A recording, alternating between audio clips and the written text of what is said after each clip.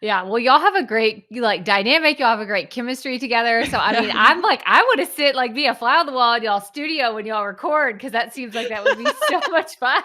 It's fun. A lot of our guests are like, this was a really fun interview. We're like, thank you. That's what we try to do. Thank you so much. Yes. I always tell people, we're fun gals. We're fun gals. There you go.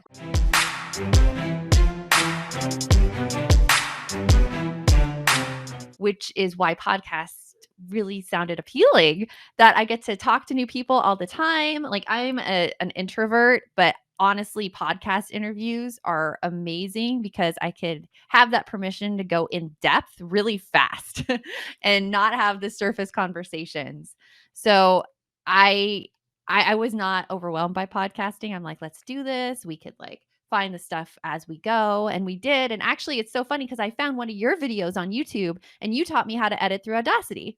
Some of the so this is the one who taught us how to do that. Audacity, yeah. Thank you, Crystal. You're so welcome. What would, if you were, because my audience loves a good behind the scenes story. So between you working together as co-host, has there been one thing that really stands out as a big challenge that y'all face together? It's really defining, I feel like, our roles. So as the creator of the company, I'm used to having my hand in every single little thing. And Brie's like, yep, she does. And I want to be involved in every single little thing. And so part of my challenge has been to stepping back and realizing our different roles in the podcast. So I show up for interviews. I lead the conversation. I do research for guests in terms of reading their books and making sure we're caught up that way. And then Brie, in my role, and that's funny that you brought that up too, because when she was like, hey, I want to do a podcast. And I'm like, okay, sure. Sounds fun.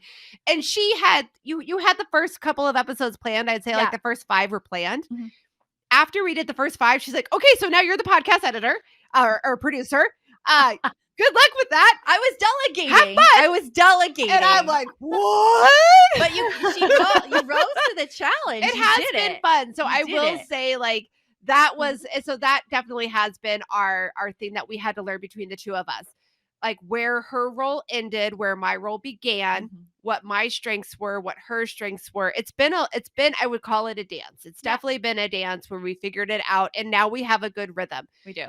She knows what to expect from me. I know what to expect from her. And in terms of how we figure out who our guests are, what our questions look like, what our format is, even all the way down to what our cover art looks like for the episodes. Mm-hmm. We have a system, and it's always growing and changing. Always growing, always looking to see where we can improve it and how we can make things a little easier and less complicated. Less complication is a theme lately. Just trying to see okay, what are we doing here that we don't need to be doing anymore? And I think a big part that helps us a lot is, like you said, our chemistry, the fact that we've been friends for so long. Either one of us can say something and we know that even if it comes out kind of harsh, it wasn't meant that way. And so we're all like, it's funny because sometimes JoAnn will try to tell me something and she's like, okay, I don't want this to come out wrong. I'm like, listen, I know you love me. Just say it the way you want to say it. Say it the way you want to say it, and I will work with it. Yeah. And we're also pretty knowledgeable in psychology. We coach parents we have a coaching group. And so we know the communication strategies. We actually teach the communication strategies to parents to help with their kids in our course, Calm and Happy Parenting. So we know all the ways to communicate. And when we have an issue, we fall back on those ways to communicate. And we usually can get it resolved pretty quickly. But it takes a lot of admitting of where I overstep a boundary and he's like, come on. And also where it's a lot of things. Because the other thing too, between the two of us, and this is probably something to be aware of when you're looking for a co-host in a podcast, I came from a very corporate world background, entrepreneurship. Like I said, I had my own business.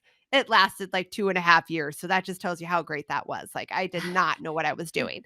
So an entrepreneurship world is completely different to me than what I came from. So it's a learning curve for me too. There's a lot of times, right, where I'm all like, that's not how you do it. And she's like, it is when you're an entrepreneur. So yeah. Yeah. So it's just a lot of communication, a lot of back and forth. I think the key to like having a relationship is to always be communicative and like, always communicate. Don't fester. Yeah, don't fester. That is the key to like And if you're co-hosting too, like I think that would also be something that would really have an impact on our ability to do an episode. Yeah. Yeah. If we were festering like the passive aggressive podcast. That doesn't sound fun for anybody for sure. No.